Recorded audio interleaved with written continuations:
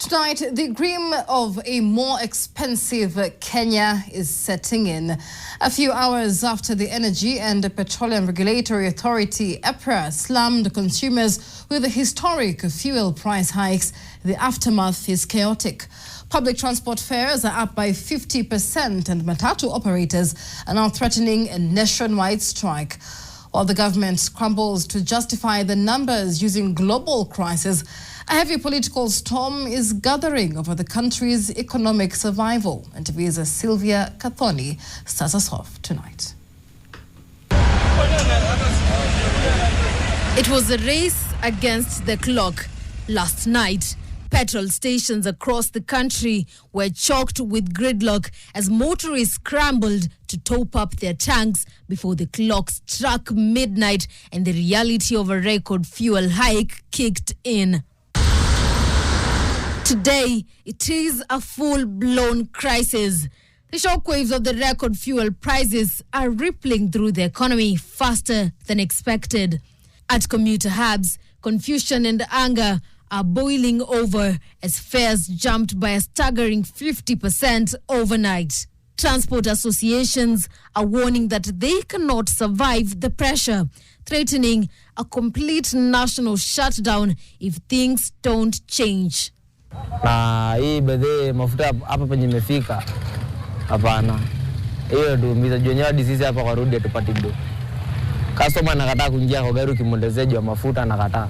Haelewi. Naona. Mafuta ukiingia pale na mbona mafuta iko hivi hadi kwanza hata kani full tank ijai. Mafuta imepanda. Gava hapo mcheze chini.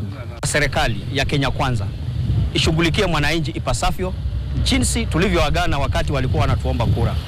Kinyume cha hayo, tutasukumwa tu.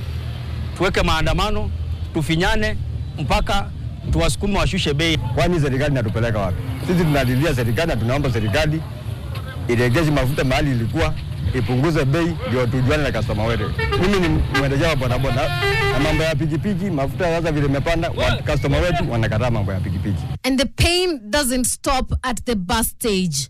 Things are getting heated up at the political arena. Critics are questioning the administration's economic blueprint. They argue that blaming external forces is no longer an excuse. Some are constantly pointing to the regional landscape, highlighting a glaring contradiction.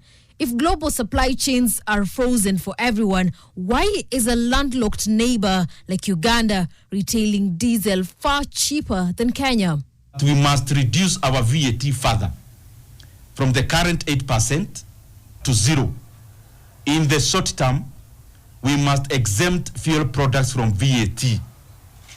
And the third one is that we must do away with the road maintenance levy fund. Mfumo uliofanywa wa kununua mafuta kutoka kwa nchi zinazozitoa mafuta ambao tunaita kwa kimombo G2G ama serikali kwa serikali. Mfumo huu uliundwa ili uweze kuagusha bei ya mafuta, lakini tunaona ni kama tagu siku hiyo ifanyike ndio mafuta inaendelea kudhoofika bei yake. Sasa tunaomba kama basi kuna makateli, kuna wakora ambao wanatumia mfumo huu kujinufaisha, tunaomba wasimamishwe mara moja. For the opposition, the highly praised G2G fuel deal is looking less like a shield and more like a policy failure. But the government is digging in, insisting the numbers are dictated by global forces, not local choices. That is why Deputy President Kithure Kindiki has defended the review, mirroring a Ministry of Energy brief that points to the ongoing blockade at the Strait of Hormuz. Kulia kushoto, lazima tuhakikishe ya kwamba tumeleta mikakati mpya ya kudhibiti na kupunguza mambo ya hiyo bei kwa sababu wananchi wengi wataadhirika. The state argues that Kenya is simply absorbing an imported crisis with international diesel costs surging by over 20% in a single month. Officials claim that without a 5 billion shilling cushion from the Petroleum Development Levy and fixed freight costs secured under the G2G framework, the situation at the pumps would be catastrophic. With global markets showing no signs of stabilizing, the economic future is uncertain and the transport sector is in crisis. The question is, how much more will Kenyans have to brace for? Sylvia Kadhani, NTV, Nairobi.